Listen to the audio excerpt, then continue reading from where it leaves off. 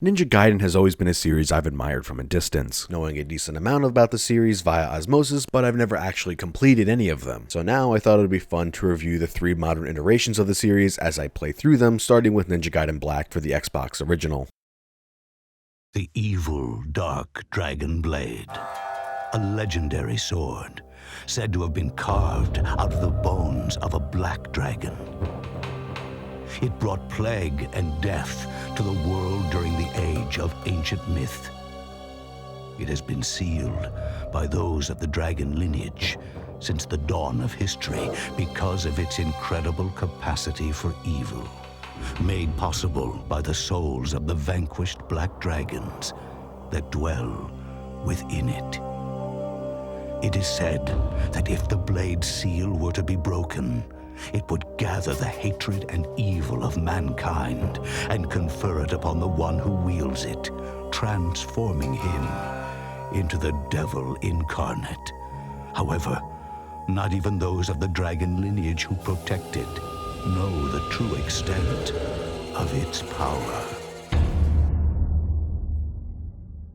Man, it's always really nice to have an action game with a deep combat system to learn and sink your teeth into for the first time. Even with DMC5 coming out this year and it being amazing, I had already played all the other games, so I had transferable skills and knowledge going into it. But for Ninja Gaiden Black, it's basically a clean slate. Fair warning though, before we go any further into the review, that I'll probably end up comparing this game a decent amount to Devil May Cry 1, which came out 3 years prior to the base release of Ninja Gaiden and 4 years prior to Ninja Gaiden Black. They really do not make games like this anymore. No, I'm serious. What game comes out nowadays with important information like how your camera control modes work only being in the manual? Unless I missed the pinwheel kunai with the information on it, the game does not tell you how this works at all. Not even in the control settings in the main menu. I went through 90% of the game not knowing that if you clicked in the right stick, it changes the camera from going to a first person mode when using the right stick or having a third person control scheme. Inverted of course, because this is a Japanese game from 2005. What, did you expect that shit to be the right way or able to change it in the settings? This is peak early 2000s action game, and that's both a positive and a negative. Even after learning how the camera controls worked finally, I still found myself rarely ever using the third-person camera mode due to how slow it is and its lack of free-range motion. I do wish I knew about it earlier because it would have saved me a lot of time and frustration from trying to do platforming without being able to tell the distance of some of those jumps, but at least it saves me the 10 minutes of ranting that I wrote in this script about how much I hated the platforming. But knowing the controls or not, the camera still found itself freaking out from time to time, and no matter what, was still terrible due to the arenas and the enemies you fight them in, like the horse riders in Chapter 2. Fuck those guys. The rating system in this game feels really poorly thought out in its implementation. For one, its biggest point scoring seems to be based around time, so if you spend time grinding yellow essence for weapon upgrades and armlets, then you're going to get a worse rating, but unlike DMC, the rating doesn't really do anything or have a reward. In DMC, the higher your rating, the more red orbs you got as a bonus, allowing you to get more upgrades faster and expanding your move list. But the ratings here are all based around karma, which I don't know what it does or what it goes to other than said rating. When you get a rating, you get no bonuses or penalties for how good or bad you did. Some levels I got Ninja Dog because I spent an hour farming and exploring for secrets, but it didn't bother me because the time spent outweighed the bad ranking. So I never saw an incentive for it to be better other than internet bragging points, which I usually save for a second playthrough on a higher difficulty. Other things the game outright doesn't tell you about is clashing. I still have no idea if you clash with someone that you have to mash the attack button in order to win the struggle, but instinctively I did it anyways and won every time. Grabs as a whole in this game are something that I really dislike. A lot of them are super fast and deal tons of damage. Yo, you wanna learn how to do a fucking infinite? I'ma teach your motherfucking bitch ass. Light punch, medium punch, light kick, heavy punch. Ow! Ow! How's it taste? Ah! It drops after motherfucking 59 hits, motherfucker! And appear to be both unbreakable and untechable. Certain enemies allow you to break their grabs, like the ghost fish in Chapter 14 or the bugs that are in Chapter 15, but again, the game doesn't convey how you're actually supposed to break them, and I just accidentally found out by mashing X and A while wiggling the left stick, and for the most part, it worked. I really wish there was just another defensive option to go against throws, like a parry. They have it for countering enemy strikes, so I don't see why you can't have a counter grapple for grabs and throws. Even if it was incredibly difficult with a small window, its inclusion having you learn the timing would lead to more deep and rewarding gameplay. If there is a way to stop grabs from enemies like the Black Spider Ninja that aren't just roll away from them before they hit you, which is impossible sometimes because they can just instantly grab you while you're still in recovery animations from doing an Azuna drop on somebody else, then I never figured that out. There's a difference between a game that doesn't hold your hand and a game that outright doesn't tell you how the systems in it work. Gotta sell them strategy guides somehow though. There's even an ad for them in the manual. My biggest gripe with the game though is its lack of lock-on. It does have a soft lock-on guiding Ryu towards enemies, but it has the same issue that every soft lock-on has. In big fights with multiple enemies, Ryu will change targets when you don't want him to, causing you to miss kill windows because he turned around to strike the guy coming up from behind and not the one you're currently juggling. I was actually rather disappointed with the bosses of this game. If you're a longtime fan of the channel, you know there's two types of bosses that I really dislike in fast-paced action games like this. Large, non-staggering Goliath types that you just have to wail on until they die, and bosses that are so uninteresting their main gimmick is that you have to fight common mobs while you fight them. The only bosses I enjoyed in this game were Mirai, Doku, and Devil Incarnate. There were so many lackluster bosses in this game, like Electric Worm, and 2 Electric Worms, and Fire Worm, and Tentacle Monster. The list goes on. There is one thing I did notice that I can't make heads or tails of, and that's enemy hitboxes, and the usability of moves against certain enemies. I noticed this way more with bosses, but occasionally attacks would just be blocked or deflected off them for no reason, when it would seem like there's an opening to hit them. Like in this clip here, I flying swallow at Doku while he's using the round trip on his sword, but it's blocked and having no damage done to him. But then this clip here, I do the exact same thing and this time I hurt him. I don't see why one hit and the other didn't. And the same thing could be said for the first boss fight with Alma, where she seemingly dodges moves that you've already hit her with. I get the feeling that this was here to prevent things like flying swallow spam to hit bosses from a safe distance. But if you're that worried about people cheesing the boss fights with certain moves, then balance the moves so you don't have to worry about this being an issue, instead of making the bosses just take no damage when it seems like there's an opening. It's what makes me not enjoy the Ghost Doku fight as much. It felt like his hitbox was even more obscure, having your slashes either miss or be blocked, resulting in more confusion and frustration. After a few chapters, the combat finally started to click, and man did the game open up once that happened. I loved all the weapons barring the staff, and even then I don't hate it or think it's bad, I just like other weapons like the flail far more. I'm really happy that the game has a decent amount of tools and weapons for you to experiment with, though I don't really get the point of some weapons like the nunchucks being in the game, when they are just a worse version of the flail. The game also has you have to pause and go into the main menu to switch your weapons, just like DMC1, which is a shame because if it wasn't like this and the swapping was instant, then this would open up the combat even more. The Azuna drop is still the sickest thing ever and should be in every game no matter what. It is a crime that you can't Azuna drop a neighboring nation's leader in Crusader Kings 2. I love the RE-styled world design of the game, allowing you to go and backtrack to the very beginning and loop around with new items to further open Tyron. I do wish more of the platforming was based around wall running rather than jumping to thing from thing and sometimes thing maybe moving. Wall running is such an underutilized mechanic that I wish more games would have, and it's wonderfully implemented here even if it has a few hiccups with collision. My favorite secret in the game is how there is an original Xbox logo that is just a monolith, and when you interact with it, it fully heals Ryu and replenishes his ki. It's just so goofy looking and almost out of place.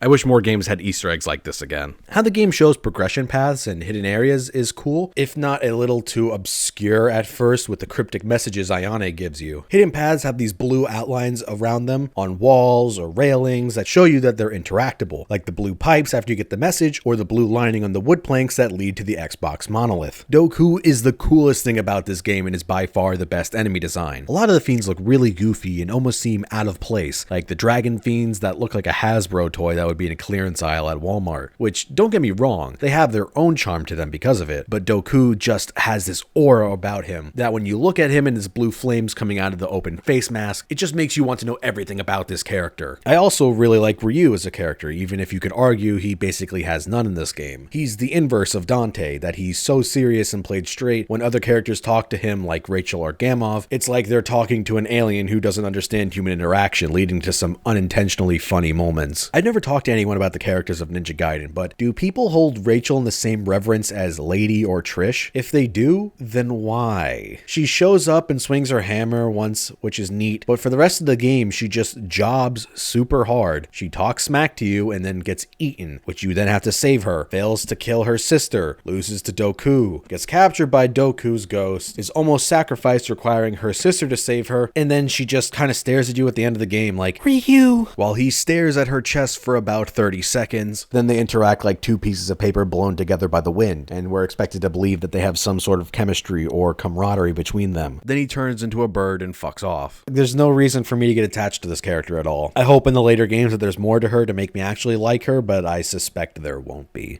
I think the story and setting of Ninja Gaiden Black is really interesting. I just wish there was more of it. More interactions between Ryu and Gamov, between Ryu and Rachel, more of the Dark Disciple. He's like in 3 scenes of the game and then it's revealed he's Mirai all along. And if there was more build-up and meat to the story, maybe I would have found it more impactful or impactful at all. Despite the issues I have with the game, I still really liked it. Not as much as DMC1 by comparison, but I think with time I'll warm up to it even more and maybe eventually it'll become one of my favorite action games. I think playing this for the video actually hampered some of my enjoyment due to the pace I played the game at. If I was just playing it in my free time and not for a video that I'm trying to get out before the year ends, I would have played it a lot slower to really master the game's combat. I'll probably play Sigma eventually just to see the additions like the Doku fight in Chapter 2 and anything else they've added. Overall, I'd highly recommend the game, but with the caveat of looking up some info about things that the game does not tell you instead of going in blind like I did. Because let's say if you, after watching this video, got the game off eBay, but it didn't include the manual, you'd never know how the camera controls work. Luckily mine did, and I eventually checked it out. Going forward, my biggest hope for Ninja Gaiden 2 is that the game has a lock-on this time around.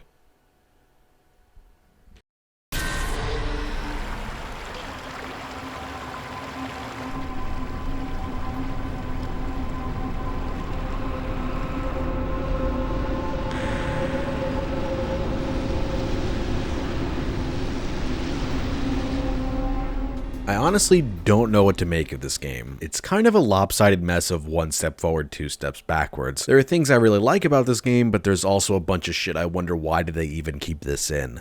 I think I hate this game. I'm not really sure yet, but I definitely didn't enjoy a good 80 to 90% of the game. It feels like a lot of wasted potential, which makes me sad because this game had such a strong opening. It's undoubtedly a single person's vision, which I find some respect and merit in, even if it falls flat on its face because of it. But at the same time, in respecting it, I also wonder, was it really worth not compromising your vision at the cost of your game, Itagaki? Was it really worth keeping the rocket launcher guys that tank the game's speed while you fight big monster mechs, and it turns into spam ninpo until the game doesn't feel like you're swimming in tar? Was it really necessary to have so many fights where there are so many enemies that the game shits itself just trying to keep them all on screen? How do you release a game where one of the basic ninpo slow down the game by using it? Yeah, there's no getting around it without talking about it first, but this game runs like shit in so many areas. The Phoenix Ninpo, which is just a shittier clone of Flame Wheel from Ninja Gaiden Black, brings the game to a crawl if you're using it while fighting more than 2 enemies. The game doesn't have any frame rate issues, which is honestly surprising. It just makes the game go into slow motion, where it will then eat your inputs. It honestly looks like I slowed down my gameplay footage to 50% here, but this is just how the game is when you have too many enemies loaded into an area, even if you could see them or not. I get the feeling that this was a developmental nightmare for Team Ninja and is barely held together on the back end. Loading between doorways takes super long, swapping between weapons can lead to 30 seconds of loading. I can't think of any time that I didn't swap to the Kasari Gamma and it didn't make me sit there waiting for the game to unpause. There's a weapon shortcut on the D-pad now, which is cool, but functionally it's the same as just pausing, going into the weapon menu, and selecting from there. When you activate the shortcut, it still pauses the game. Sometimes it doesn't, which causes some inconsistencies and ends up killing you because of it. And due to how much loading there is in this game, you're probably not saving any time if you compared pausing and going into the menus to swap in Ninja Gaiden Black. I said in my opening statement that this game feels like 1 step forward, 2 steps backwards, and I will stand by it with the good quality of life changes in some areas, but it ultimately feels like a step down from Ninja Gaiden Black overall. As soon as you get control of Ryu, you can feel the increase in combat speed, which I love. It's fast, responsive, and has excellent feedback from doing combos. There's actual tutorial prompts now, so you can learn all the basics of the game, and scrolls even have video demonstrations, which I think every game should have. There's finally camera control settings, like camera turn speed, which is another thing that should be in every game,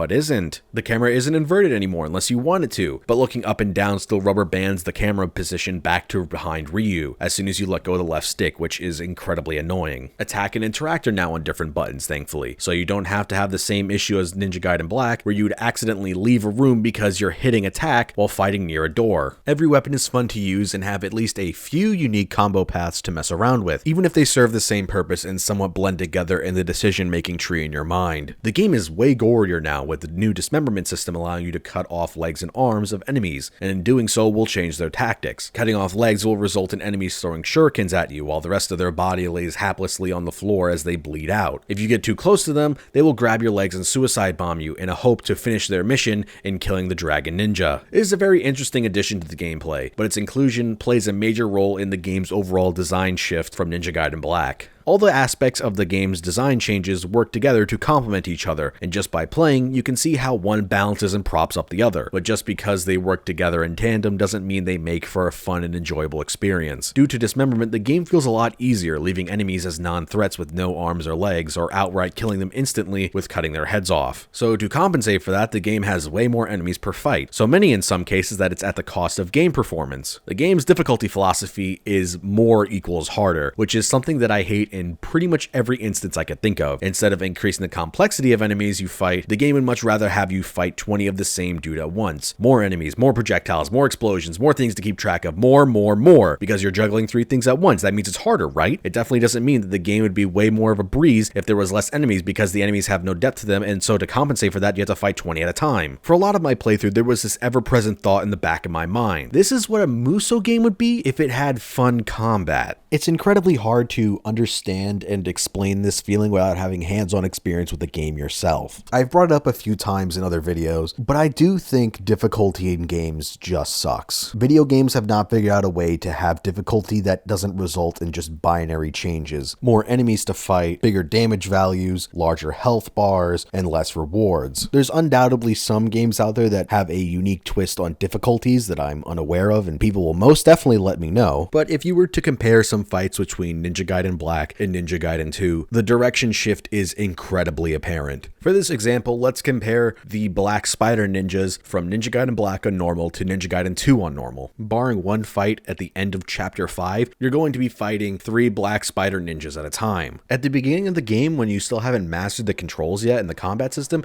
it was a decent challenge to fight them, because you had to dodge all their exploding kunai, which could feel bullshit at times. But now let's look at Ninja Gaiden 2. The very first fight of the game, you're fighting 6 of them, and I would consider this fight to be way easier than any of the battles that you have with the Black Spider Ninjas in Ninja Gaiden Black. At the very end of the game, on your gauntlet to the final boss, you'll be fighting enhanced versions of these ninjas, with at most 3 at a time, and you make quick work of them. I just minced them to bits, that they just became annoying. Without the massive number advantages, these guys are a joke, and it's not just exclusive to the Spider Ninja. You can pretty much apply that to every enemy in the entire game. And if that wasn't obnoxious enough, some enemies just have super armor, so they'll just punch and grab you through getting hit a million fucking times. Remember how in Ninja Gaiden Black, if you were hitting somebody, they were getting juggled, and if they didn't get staggered because they were the big zombie enemies, they were incredibly slow and their attacks were extremely telegraphed, so it felt fair. And enemies didn't just break out of your combos for no apparent reason, even if you're doing things like your ultimate techniques or juggling them in the middle of the air, but somehow they still manage to throw an explosive kunai even though they're in hit stun. Now I see where Birth by Sleep got its game design inspiration from. The game honestly feels like it traded out complexity for spectacle, which is why I see this game as a letdown, because while the actual combat itself is fun, everything around it isn't. Save stations heal you now when you use them for the first time, along with your health bar now having gray health, similar to a fighting game where it'll replenish the gray area after a fight ends. Both of these give the green light to fights just evolving into mosh pits and allowing the game to get away with it because they're band-aid solutions to a bad design choice. They reduce the potential frustration because the game won't feel as bullshit or lazy because of their existence. I can't imagine what the game would be like without them. Probably too frustrating and annoying to even feel like a challenge and not just straight bullshit. The RE style world design has been completely abandoned for linear hallways, so so large fights tend to be a clusterfuck with large enemies with huge wingspans, like the greater fiend bats, so be prepared for your vision to be obscured a lot. The linear hallways also make save points be boiled down to healing checkpoints, which further enables mass horde fights. Some levels have the save stations after 2 to 3 fights, just because of how many things you have to fight in them. Because of how health management is changed, the price of healing items in the store has also increased, which is a needed change and makes complete sense, and I have no problem with it. Without this increase in price,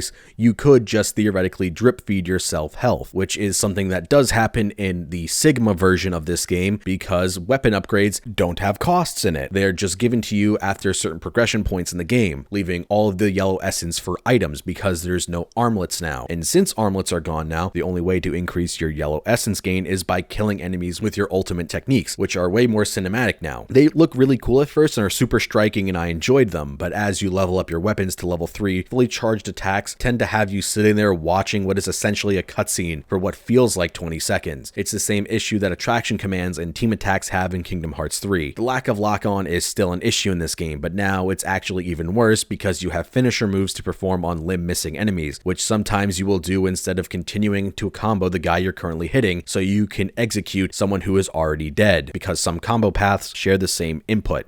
Besides the lock-on, my biggest thing I was hoping for going into 2 was better bosses. I was let down horribly. Somehow the bosses are even worse in this game, to the point where it's almost impressive how they took the bad bosses of Ninja Gaiden Black and made them worse. Who thought it was fun or a good idea to have bosses that the only way to hurt them is by standing at one end of the arena and shooting arrows at them in your sword combat game? Giga Death, the Golden Dragons, the Lava Armadillos, and the final fucking boss are all beaten by shooting fully charged arrows at their heads. I've never seen bosses that were so uninterested in fighting me that they just circled around the arena minding their own business. I sure hope you enjoy fighting bosses with minions, because there is a fucking ton of them in this game. I say it every time it comes up, but if your boss fight has minions, it basically is admitting your boss is not interesting enough to fight it on its own. And it really shows in this game. The first Golden Dragon fight, you have to fight 2 of them at the same time, while they also summon smaller imps to shoot fireballs at you. The next level, you fight the third one by itself, and it's blatantly obvious why the last one had minions, because there is no challenge without them. Just fire fully charged arrows at its stomach, then dodge its big fireball right before it hits you. Rinse and repeat until it's dead. Every boss in this game that has minions suffers from the same issue. Without the mobs to distract you, the bosses have maybe 3, 4, at most 5 attacks that are all pretty simple to dodge once you see them for the first time. Most of them are monsters with wings, so they fly away from you, shooting projectiles while you chase them down, and then you dodge their flying rushdown attack. This description fits 3 of the 4 main fiends, and you fight all of them twice. That's not even mentioning all the other one-offs that fit this description. Genshin is the only boss that I liked in this game because it was a one-on-one sword fight with a dude that was seemingly on equal footing to you. But then you fight him again, and he has 4 ninjas fighting along with him. They really ruined the only good boss they had in this game. Admittedly, the final rematch with him at the very end of the game is incredibly enjoyable. But man, I hope you really like repeating boss fights, because you're going to fight almost every boss in this game at least twice. 4 times against Genshin, 2 times against Wolf, 2 times against Elizabeth, 2 times against the Lava Bat, whose name I can't even remember, 2 times against Alexi, 2 times against the Lava Armadillos, the second time there's 2 of them, 2 times against the big clay monster, the second time there's mobs, 2 times against the Golden Dragons. Normally, I wouldn't really complain about repeat bosses because I love how you fight Virgil 3 times in DMC 3, but when you have to keep fighting the same bad bosses over and over again, it really drains my enjoyment of the game, especially when they add minions to some of the fights that were already boring to begin with. This may very well be the worst final boss I've ever fought. What a fucking wet fart to end your game on. A goddamn God of War big monster that hangs over the cliff to fight you. The first phase is an arrow exclusive fight that is so fucking tedious, and its second phase is just a buggy, broken piece of shit that it shoots lasers at you over and over again and then walks into a fucking wall while you slash at its feet. This soured the little enjoyment I had at the very end of the game, because 3 fights earlier, your final rematch with Genshin was really fun and really cool and showed the promise of this game. If only more bosses followed his convention instead of just feeling like copy pastes of Alma from the first game. Elizabeth even has the same dodge animation. Most of these bosses feel like they should have been in a Souls game rather than a character action game, because they are the antithesis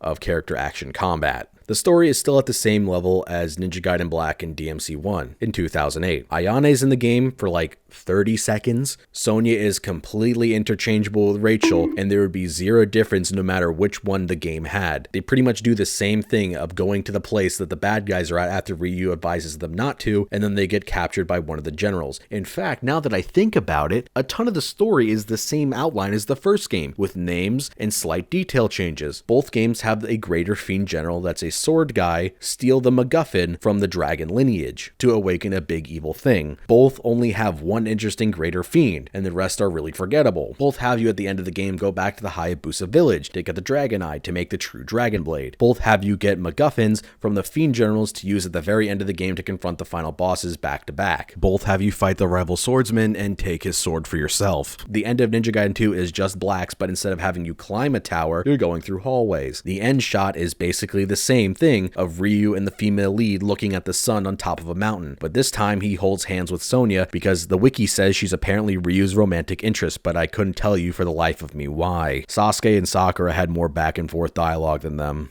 Like last time, I wish this had more of the goofier, campier elements that are played super serious, because those are by far the best parts of the game. The old shopkeep Muramasa showing up to fight black spider ninjas all by himself, Ryu flying a motorcycle out of an exploding airplane into an avalanche, Alexei being horny for the Statue of Liberty. Alexei is the only interesting greater fiend out of the group, and not because he's super cool like Doku, but because he's just a fucking weirdo and actually has something memorable about him. He loves the Statue of Liberty and kisses it, and even in Sigma 2, you can fight the Statue of Liberty as a boss. He monologues to it like it's his Bond girl and he's the Bond villain, awaiting for his plan to be foiled. If only the others had something to them. Wolf just wants to fight a strong enemy. Elizabeth wants to resurrect the Archfiend. I couldn't even tell you what the Bat guy's motive was, other than he hates humans. Genshin, who is supposed to be your Virgil of this game, I can't tell you a single thing about him other than he's the leader of the Black Spider Ninja now. Virgil works so well in DMC3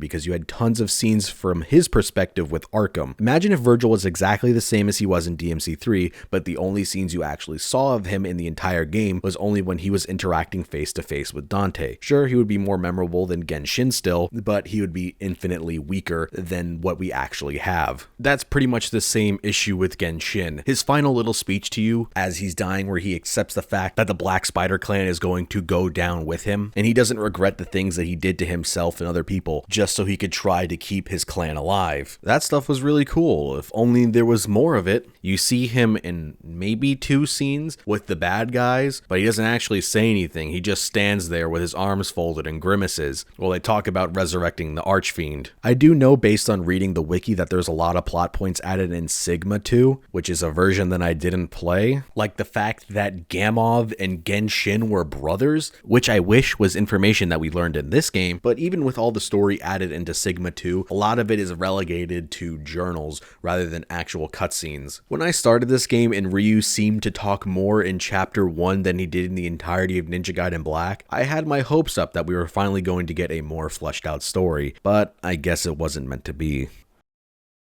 Ninja Gaiden 2 is such a frustrating game for me. I love the combat in this game, but I hate everything around it. In my eyes, this game is a step down from the first game in almost every regard: level design, enemy design, music, menus, bosses, setting, and story. It felt like the game didn't learn from its shortcomings in the previous title to innovate and fix them for the sequel. It just decided to go into a completely new direction with just as many, if not more, issues. It adds some cool new things, but ultimately they didn't help at all. I don't think this game is completely irredeemable, which is why I don't think I will just put it on the shelf never to be touched again and just look at it with disgust. But I am certainly not planning to jump right back in on a higher difficulty anytime soon, which was something even with its issues I felt for Ninja Gaiden Black. This game actually made me like Ninja Gaiden Black way more. I do not find this game hard or difficult. I find it obnoxious. Like it's so up its own ass about how this is what a hard game is like, when in reality it isn't. I will probably never play Sigma 2, and it bothers me even more now that they keep making new versions on different consoles for these games, but they keep doing this stupid addition and subtraction act with missing features between the two, essentially making them two different experiences, which vary from the changes instead of a port with quality of life improvements. I still do not know why Ninja Gaiden 1 and Ninja Gaiden 2 don't just have a completed edition or a final mix that have all the features from Ninja Gaiden 1, Ninja Gaiden Black, and Ninja Gaiden Sigma all in one game. And the same can be said for Ninja Gaiden 2, Ninja Gaiden 2 Sigma, and Ninja Gaiden 2 Sigma Plus. Going into Ninja Gaiden 3, I played it when it first came out for a little bit, and I was bored to tears, and instead of finishing it, I replayed DMC with the HD collection, which I felt was a much better use of my time. I am not looking forward to playing this game.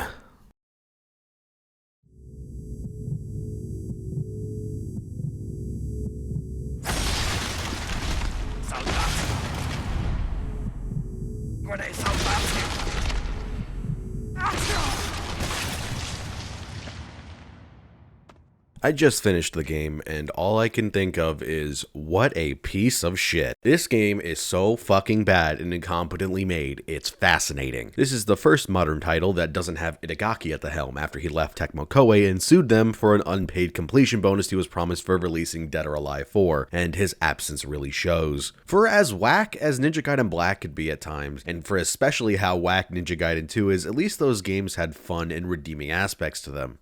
This game has none of that. There's a lot to cover, so first let's get into how this game dumbed down and streamlined Ninja Gaiden. When I think of games like this, the first thing that comes to my mind is multiple unique weapons that allow you to style on your enemies, something that really lets your combo junkie muscles flex. This game has one weapon. Yeah, you heard me right. There is one melee weapon, which is your sword. Granted, you swap between 3 swords over the course of the game, but they do not change the gameplay at all, except for an animation for the Azuna drop for the third one. There are 2 weapons from Ninja Gaiden 2, the Falcon Talons and the Eclipse Scythe, which are DLC for $3 each. In fact, a ton of content was packaged as DLC that came out a month after the game was released, like Trials and the hardest difficulty. But you can't actually get any of them now because base Ninja Gaiden 3 has been delisted from the Xbox store. You do have a bow, which always has explosive arrows now, which is cool, but in the final level, one of the main villains takes it away from you, and you don't get it back. So at the end of your 7-hour game, one of your 2 offensive options gets taken away from you, leaving you with even less to do. There's no essence now because there are no upgrades for your one sword, so with no essence you can't use it to fast charge your ultimate technique, which has also been changed for the worst. Instead of a combo extender, it is now a teleporting cutscene which flies you around the stage to insta-kill a few of the enemies, and since it's a teleport, it can be really disorienting because you blink to enemies at random to stab them. It also seems to be gained arbitrarily when the game feels like it. The wiki says it's after you kill enough enemies, but the game just seems to give it to you back to back when it feels like it in some fights, and then not at all in others. Ninpo has also been changed again, and it's its worst iteration yet. There's only one Ninpo, which is a screen wipe and is the only way to heal you besides at save points, since there are no blue essence or items now. Instead of having charges, which could have been replenished with an item or red essence dropped by enemies, it is now a meter, which also fills arbitrarily when the game feels like it, and drains when fights end, so there's no way to store it and save it for when you really need it. I have no idea how the meter gain actually works, because sometimes you gain tons of meter for slashing guys, but other times you gain none, or it's grayed out while you have meter but can't use it. But then there are also times where the bar fills back to back when you're in long boring fights against a ton of mobs. I don't get how Ninpo got worse as the series went on. It was at its best in Ninja Gaiden Black, with the flame wheel being a combo extender, a juggle, giving you iframes which allowed for riskier play at the cost of a charge, and was an AoE that let you still play the game. Sure, Black still had AoE magics, but unlike Ninja Gaiden 2, they didn't have super long cast times to allow you to aim, since in 2 they were both projectiles and AoEs. The flame wheel equivalent became way worse due to being so spaced out and incredibly slow, and it tanked the game's performance whenever you used it, so you're better off just using the wind one. But now, it's just a Mike Kirby cutscene that gets incredibly repetitive by the first level. They didn't fix the slowdown from Ninja Gaiden 2, and actually, it's in the game far more. I played the first 2 days of the game on hard, and it only made the game worse. On hard, there are way more waves of enemies, making simple fights feel like 20 minutes. Basic enemies also have way too much health for how shallow it is to fight them and how little tools you have to do unique combos. You end up wailing on them far past the point of finding the act of playing the game fun. Since there are way more enemies per fight and way more waves per fight on hard, the game runs way worse because of it. So in day 3, I bumped it down to normal and didn't notice any difference in complexity, just fights going way faster and enemies dying at a more reasonable pace rather than having tons of combos that would have killed them by now in either of the previous titles, with blood comically spurting out of them, yet they would still get right back up to fight you only to be knocked down again. Dismemberment is gone and turned for the steel on bone mechanic, yet the game still still feels like it was designed around having dismemberment as a core feature. If you ignore dismemberment and the executions in 2, some of those fights would last way too long to the point of becoming tedious, and this game feels the same way. Even on normal, some fights made the enemies feel like they refused to die no matter how many times you stabbed or cut through them. The cinematic stab and cutting through of enemies feels like the big spectacle is supposed to be slicing them clean in half, and it would align with the tone of the game, making Ryu out to be some monster, or at least attempting to. Yet as is, it feels limp, half chub, restrained, and almost censor-like, where you cut through them and a giant cartoon blood spurt flies out, yet they are still in one piece and in some cases get right back up. Why put so much emphasis on these clashes if nothing comes of them? They end up just getting super repetitive, seeing them over and over again, becoming white noise as your eyes glaze over, fighting the same dudes with SMGs but with different colors depending on location you are in the world. They even clutch their arms as they go limp, unable to use them, and their arms even become a purplish red. So if you're going to have characters look and act like dismemberment is in the game, then why the hell isn't it? I didn't even like the dismemberment system all that much in 2, due to how it felt like it railroaded you into fighting a certain way. But this game still plays like it's there, but it isn't, and it's worse off for it. If they didn't want dismemberment, then why have the game be like this? The zombie clones you fight in the lab can have their arms cut off, so clearly it's not a technical or engine issue for why it's not in the game, so why not have it for the rest of the enemies? This is an M-rated game that tries super hard to be incredibly edgy in some areas, but for this it feels like they were aiming for a teen rating. The lack of lock-on is still as bad as ever, with you going to execute people who are already dead or bleeding out about to die. How is this not the most basic feature that is in the game? It drives me insane. Why the fuck is it so hard to let me just click in the right stick or hold on the right bumper to lock on to somebody? This is the third title, not even counting all the re-releases of the previous 2. Why is this not a feature that is in the series? Enemy variety in this game is next to non-existent. 98% of the enemies are the same soldiers with palette swaps depending on what part of the world you are in. This, coupled with only having one weapon, makes combat really repetitive and dull. Eventually ninjas show up for a chapter and you fight some fiends at the end of the game, but they're just reskinned claw spider ninja. Your most common enemy besides PMCs are fucking helicopters. To match the game's lack of enemy variety, they made sure to have a lack of voice lines too. There must be at most 15 lines that are used for enemy barks while fighting them that are on loop over and over and over again.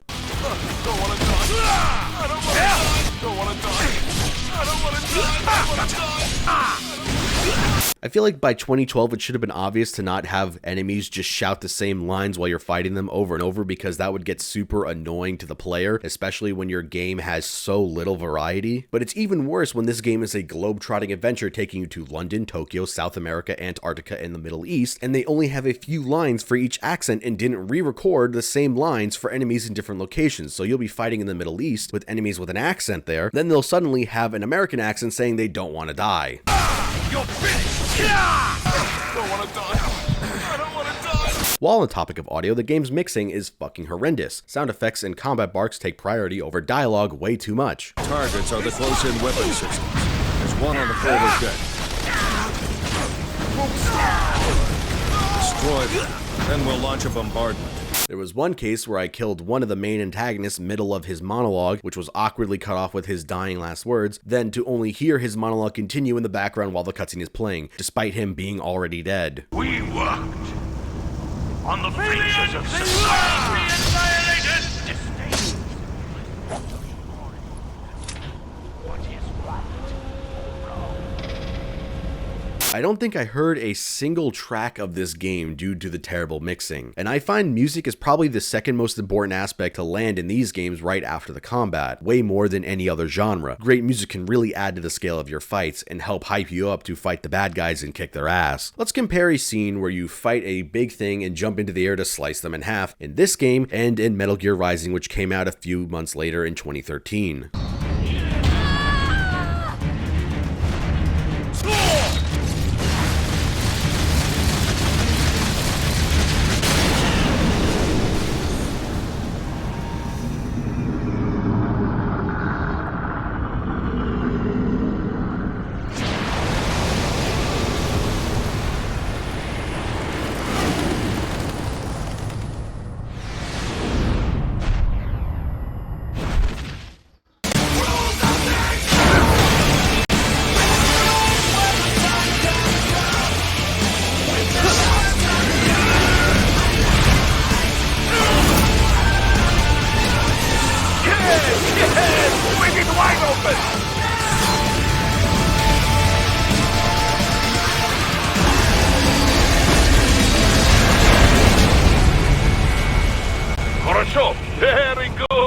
The contrast is night and day. The soundtracks have just been getting worse and worse as the series has gone on, and I don't think I noticed or heard a single track in this game. Ninja Gaiden Black had such a nice OST that even the more slower and subtle tracks left a lasting impression, sounding almost Metal Gear-like. This game could have really benefited from having a crazy soundtrack like Metal Gear Rising, which would have helped hype up the bland gameplay and the uninteresting bosses. Make me feel something other than wishing I was playing something else. Now you may be wondering, did they add anything new to this game? Why yes, in fact they did. Wall climbing QTEs, which are buggy as all fuck and are repetitive as hell, but the game is chock filled with them. I felt like there was one around every corner. Ryu, why the hell are you using a sword and not these kunai to kill people or fight bosses? Shit can stab through anything apparently and not break, like metal, concrete, a highway, a fucking mountain. Basic shit like crossing a rope has now been turned into a QTE for some reason, which makes it way more tedious than it was in the previous titles when it was just holding the stick in the direction you wanted to go. I don't even hate QTEs like some people who despise their inclusion no matter the context, but these are fucking pointless and just break the pace of the game. Why would you even include these? They add nothing to gameplay. Instead of being able to go into a pause menu to look at your move list for weapons and learn more about them, it is now a context-sensitive list that is in the upper right corner of your screen, which you can't scroll through with something like the D-pad, which goes unused. And half the time it doesn't even react to your input, so it just stays at neutral. Having a move list on your screen during gameplay is not a bad idea, so you don't have to keep pausing to check what inputs are, but why the fuck is it context sensitive, and why wasn't there still a full list in the pause menu? The best solution would have been able to pin moves to your list that you wanted to remember in the top right corner, similar to how fighting game trials are like, or be able to just have it hold on certain sections. Like, let's say I want to look at what the air combos were and just hold it on it, even if I'm not jumping. There are now tons of Gears of War walking segments where you're forced to walk and talk to people on the radio instead of playing the actual game. Fuck you, Dad of War. Ninja Gaiden 3 did this shit way before you, and where's its award? Remember how these were in Gears of War to cleverly hide loading so there wouldn't have to be loading screens? Sadly, the only thing game devs took away from that is this is the best way to shovel the story to the player. It wouldn't be an action game from early 2010s without a shitty stealth section. These are so pointless and shallow because there's basically no way to fail them unless you sprint right up to people. Persona 5 has a deeper stealth mechanic than this, and enemies in that game are literally blind. Your enemies have laser pointers, yet their laser crosses over you when you are in a reasonable distance that they should be able to see you or see that the laser pointer struck you, but they don't react at all. This is on hard, mind you, which is the highest selectable difficulty at the start, and they didn't react at all. Just another pace breaker to add to the pile, but at least there's only a few of them in this game. The final thing added was the curse on Ryu's arm. For as much as it was the focal point of promotional images and marketing, it's barely a factor in the game. It just makes Ryu have heartburn in specific points of the game, which are just used to transition to either a new area or move the plot forward. The camera when this happens is so fucking bad, it just zooms in, and your turn speed is so slow, most of these sequences will look like this. Again, another terrible pace breaker where you're better off just standing still and letting enemies attack you to save time. They just waddle around or stand still or back away when you're fighting them in this state. Why didn't this curse change the combat in any way? Why didn't this give Ryu a devil trigger which could have looked like the evil clone he fights on day 6 or 7? Or make him super aggressive, making his attacks faster or more violent? You could have added dismemberment here, like they do in the Berserk Musou game. This is supposed to be a curse based on the vengeful spirits of the people he's killed, yet all it does is just crackle with red fart gas on his arm. Even when his arm starts acting up in the regular gameplay in the final few days, characters like Momoji and Theodore just instantly calm down the curse, so what is the fucking point? It ends up just being an idea that goes nowhere only to make the game less fun. To no one's surprise, bosses are bad in this game. I hesitate to even call half of them bosses, and not just set pieces. None of them even have health bars for some reason. You fight the same type of helicopter multiple fucking times. You get a half decent fight with the Regent of the Mask in day 1, 4, 7, and 8. But the fight really loses its spectacle and enjoyment due to fighting it 4 times in the span of 7 hours. Some of these bosses are so embarrassingly bad, like the cyborg T-Rex whose skin turns metal. How do you make something like that a terrible boss? Well, Team Ninja found a way. I actually ended up dying to it more by trying to dodge it, when in reality it never aims for you, so I ended up just dodging into it. The thing literally knocks itself out over and over again if you don't get hit by its rushdown.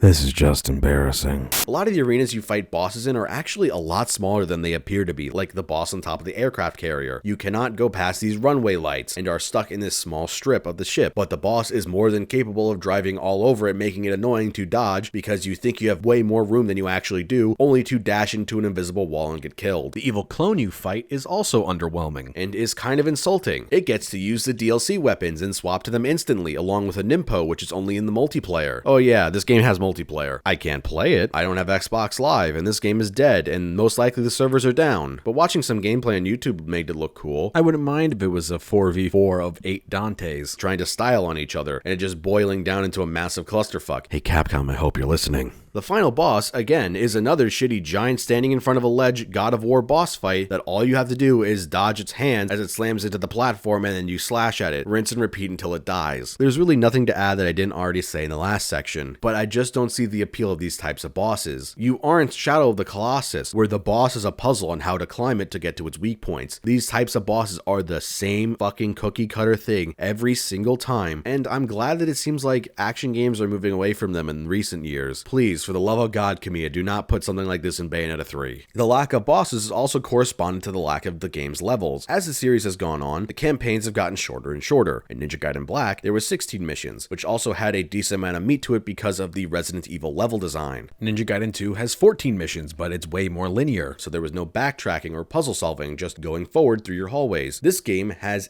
8 days, which I would say range from 30 minutes to 50 minutes in length. The longest recording I had of a single day was slightly over an hour, but that's because I kept pausing to take notes about how shit this game was. A chunk of day 4 is Ryu trapped in a simulation, aka blatant excuses to reuse bosses from 2 hours ago and levels from the previous games. This game is already half over by this point, 3 to 4 hours in, and it's already reusing the start of the game. By the end of the game, it was just completely falling apart. You know those bugs in Bethesda games where the models just freak out and stretch all over the place? Well, that's 50% of the final level and the final boss of the second to last level. This game didn't want to be played as much as I didn't want to play it. In both of the previous sections, I kept wanting more story, and I got my wish as the monkey paw's finger curled. They got some big name voice actors like Troy Baker and Stephanie Shea, who are very talented, but even they sound stilted and awkward in this game, so I'm gonna blame the voice director on that one. I don't know what it is about the cutscenes, but 80% of them feels like I downed a bottle of melatonin. Most of it is really boring back and forth between characters you just met on a boat or in a war room talking about an unknown faceless force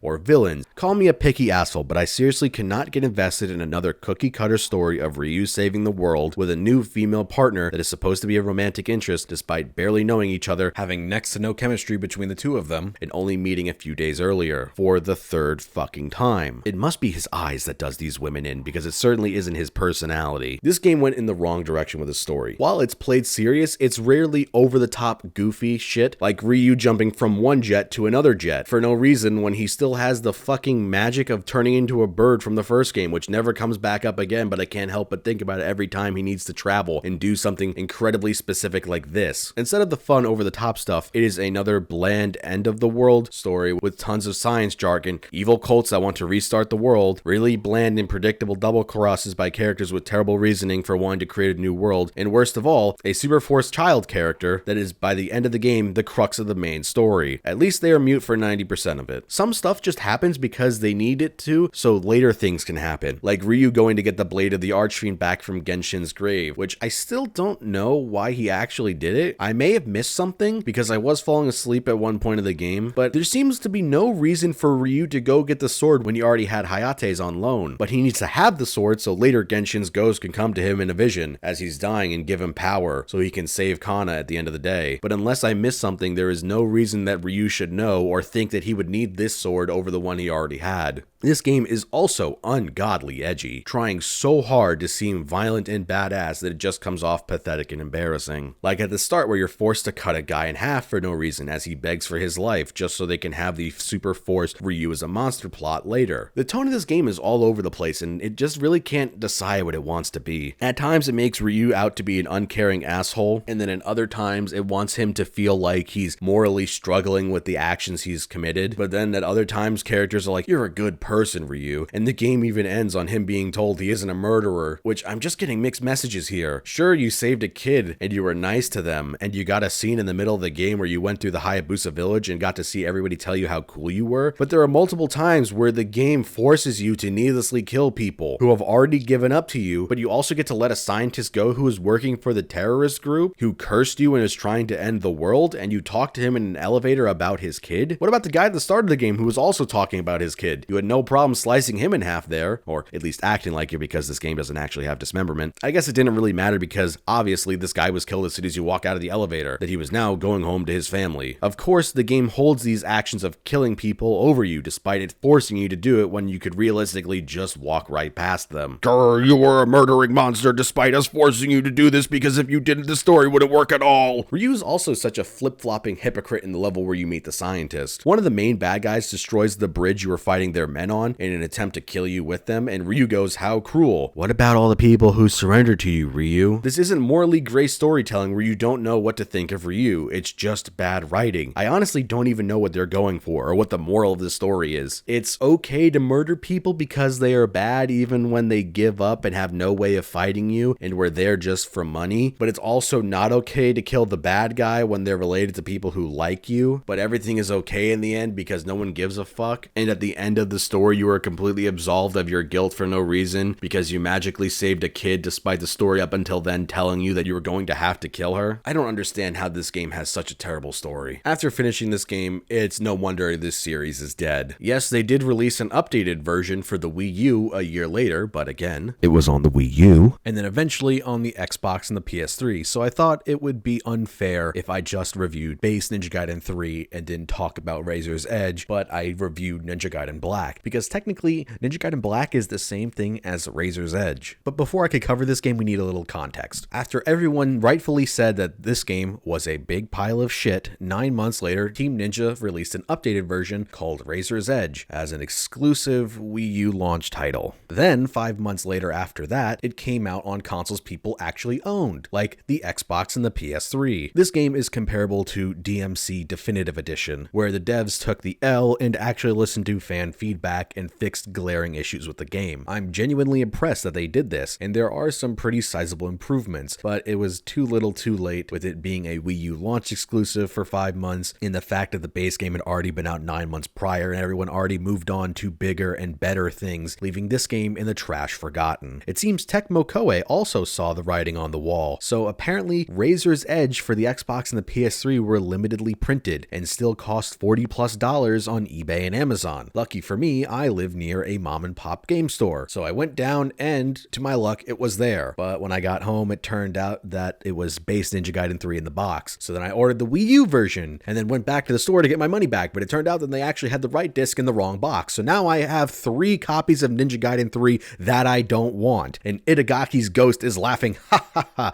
this was always the plan. Tangent aside, let's finally get into talking about its improvements. The first thing is that there are more weapons now, though they are just the weapons from 2 and you don't get anything new, so that's a little bit of a letdown, and you can clearly tell how they were not intended for this game with how they are just randomly given to you as you progress through the story. Combat feels way faster. There's better enemy variety. They did just take a bunch of enemies from 2 and 1, so it's not that impressive, but they did make the bat's wings become transparent if they're in front of the camera, so you no longer have the issue from 2 where if you're in a tight hallway it is completely unplayable. There are actual upgrades now, and karma now works like I said it should in the Ninja Gaiden Black section, where it's your currency along with the return of end of mission ratings, and the ratings actually going towards getting more points so you can buy upgrades faster. The combo list now is also in the pause menu where you can see the entire thing, and the in-game menu can be locked and unlocked and is way more responsive. Ninpo has been reverted back to how it was in Ninja Gaiden 2 and is sped up, so there is no longer the super long charge times. Ki can also be stored between fights, so you can save your Ninpo for when you really need it. Bosses have health bars finally. Dismemberment and obliteration is back with a reworked steel on bone mechanic, so it's not as repetitive. Enemies die at a reasonable speed. There's Test of Valor secret missions. Collectibles are back, but due to the game being just hallways, there's nowhere for them to really put them, so you just kind of turn to the left or right and you see them just laying on the ground. Removal of a lot of the wall climbing sections, and the entire removal of the rope crossing QTE ease. The removal of all the walking sections, the removal of the stealth sections other than the first one, which now Ryu can turn invisible, so it explains why people can't see him despite the fact that their lasers go right over him. The stupidly edgy cutting through surrendered enemy scenes have also been cut, along with everything else referencing them later and the how cruel line I brought up in the last section, making the story flow slightly better, but it doesn't really improve the story, it just makes it boilerplate at best. Combat barks are fixed for the most part, so you no longer hear the "I don't want to die," but there still is a prevalent amount of enemies saying "fuck you" as you're about to cut them in half, to the point where it got kind of annoying. Fuck you! Fuck you! Fuck you! You can now play as Ayane, Momoji, and Kasumi, and Ayane has her own story mode. The arm curse now sucks you into the Shadow Realm where you fight waves of enemies as your HP ticks down, and the only way to replenish it is by killing enemies, instead of whatever the fuck you want to call what was in 3. It's still pretty shit and no different from fighting regular enemies, other than being in a new area, but it's still better than what it was, but it could have been way better, and I still would have much preferred just giving you a devil trigger or something else. They made Genshin's sword actually feel more impactful because now you have the dual katanas, but just because they improved a lot of things doesn't mean they didn't leave some things unimproved, and in fact some things actually got worse. There is still no on-the-fly weapon swapping, and the loading between swapping weapons is still there. Granted, not as long as it was in 2, but still really annoying. There's still no hard lock-on. There is that boss camera mode that was in 2, which I didn't mention in that section, but it zooms in the camera instead of just locking onto the opponent, and it doesn't even lock your character onto him, so you can actually just miss and swing in the wrong direction after you dodge, making it completely pointless. And because of how the camera is placed, a lot of the time you're going to be obscuring the opponent because you're standing where they're standing. Like when you're fighting your evil clone, a lot of the time you're going to be standing and obscuring when he's charging his ultimate attack and you're supposed to steal on bone him. Combos require directional inputs, which didn't really feel like that much of an issue previously, but now after a while it's gotten really annoying and it feels way worse compared to pause combos that are in DMC or Bayonetta, especially when this game doesn't have a lock on. They should have just been pause combos. The screen still flashes red when your HP is low, which is incredibly annoying and makes it really hard to see in the dark missions. Aiming with the bow in the air now consumes ki, which is super annoying, and it's clearly designed so it's not super easy to deal with the pain in the ass enemies that sit on the end of the arena and shoot projectiles at you the whole time. It doesn't really feel like that's added to the challenge, it just feels really bullshit. Ayane's story is also pretty pointless and breaks the pace of an already bad story by adding nothing other than explaining how they knew where the Black Narwhal was going to be, but that was barely an issue when compared to other plot related things in base Ninja Gaiden 3. It also gives Sonya 30 seconds of screen time and she looks like a crackhead now and wants to fuck Ryu. This should have been just an unlockable story mode that you could have played after the game was completed, similar to Virgil's sections in DMC 3, because this is only 2 chapters. And the worst thing is that they made the final boss way worse, now requiring to damage it by using the Ninpo that was the original version in Ninja Gaiden 3. The bar you have to fill is so massive and charges so slowly while you fight tons of enemies while she is still slamming her fists down onto the platform, and there's a million fucking explosions. It just gave me a migraine. Again, just another terrible way to end the game. I'm going to be as real as possible with this game. There are a lot of good improvements in it that make it okay to play. There are still a lot of terrible aspects in this game that they could not fix without just making a completely different game. It is still Ninja Gaiden 3 at the end of the day, and if this was the version we got first instead of base Ninja Gaiden 3, it would still be the worst in the series. It would still be a bad step down from an already step down that was Ninja Gaiden 2. After playing all 4 of these games, I can say that I walked away with only liking one of them, and that was Ninja Gaiden Black. It felt like it was the only game with an actual cohesive identity, even if it had a ton of issues. Maybe I went into the series with unrealistic expectations, thinking I was going to get something that this series was never trying to be, but even still, for most of my time, I did not enjoy huge aspects of these games. I see the appeal in some areas, but I also don't understand why anyone would think these are better games than Devil May Cry or Bayonetta in other areas. So if you watched my action game tier list, then you would know that I left out the Ninja Gaiden games because I was working on this video at the time. So now, at the end of it, I want to rank them so I can finally complete the list. It seems it didn't save all of the list from what it was, but if you just watch that video, you'll know what the ending looks like. So for Ninja Gaiden Black, I'm going to put it as an A. It is very high A. It it is almost an S. A lot of those really bad bosses and really boring levels bring it down from being just amazing. It has a strong foundation, and for a first title, it was a great first impression. It's a shame that the series just didn't realize its potential and create a more cohesive vision as it went on, which is what leads me to putting Ninja Gaiden 2 at a low B, almost a C. I want to put it as a high C, but I think it would be more fair to put it as a low B because I think I will warm up to it over time and just come to accept some of the things that really irk me about the game. But as is, I think if I was in the moment, I would say a C. Maybe I would go as far as saying a D, but I think D is way too harsh. But a logical, over time, letting it sink and replaying it, I think I would put it as a low B. Probably the lowest B on this list. And then for Ninja Gaiden 3, I know I put it in D, a high D in the video. That's because I did not remember this game. I'm going to put it as a low E.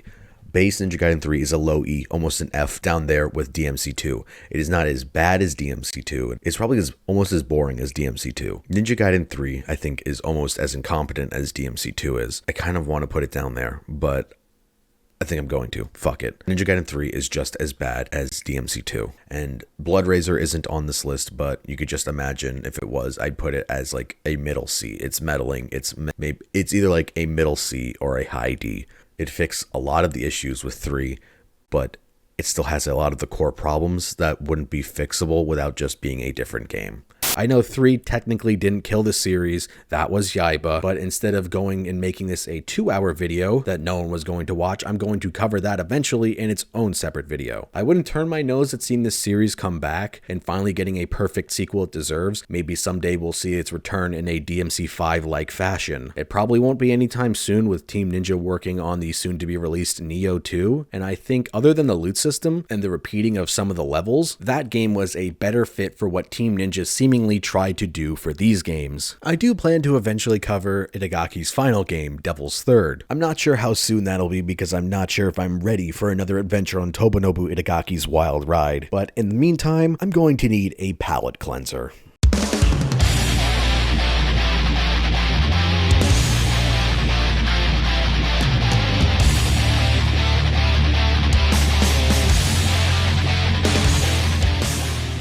If you made it this far in the video, I just want to say thanks for watching as always. If you like the channel, then maybe consider becoming a patron, and if you're a current Yu-Gi-Oh player or a TCG player, check out my affiliate link to TCG Player below. Anything you buy using that link will help support the channel. Maybe follow me on Twitter where you can see updates and shitty memes from me, and look forward to me in January talking about obscure things that nobody talks about while ad rev is low, because even if a video does bad, I won't feel bad because it was gonna make no money to begin with. And as always, thanks for watching, and see you next time.